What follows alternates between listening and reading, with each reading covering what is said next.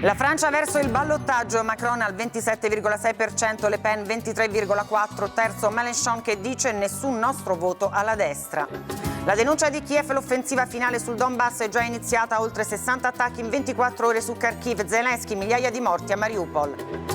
Borrell, nuove sanzioni sempre sul tavolo, Berlino, a Kiev servono armi pesanti, oggi cancelliere austriaco da Putin.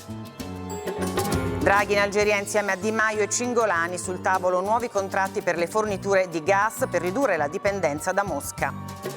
Caso Regeni, il Ministero della Giustizia, nessuna collaborazione dal Cairo, il GUP oggi decide sul processo agli 007 egiziani indagati.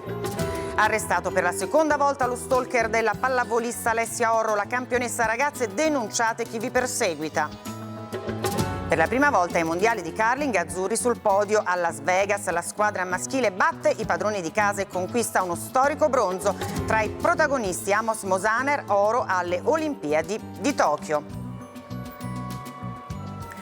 Buongiorno dal TG1, da oggi riparte la campagna elettorale in Francia in vista del ballottaggio del prossimo 24 aprile. Ancora una volta la sfida sarà tra Emmanuel Macron e la leader della destra sovranista Marine Le Pen.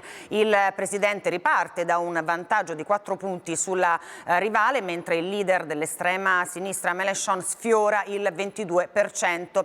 Ma il clima in vista del secondo turno si presenta di grande incertezza, soprattutto per il forte astensionismo e per i voti andati ai candidati anti-establishment. Allora andiamo subito in diretta dalla corrispondente Nicoletta Manzione. Nicoletta, allora quali sono i dati definitivi? Allora sì, cominciamo facendo un riepilogo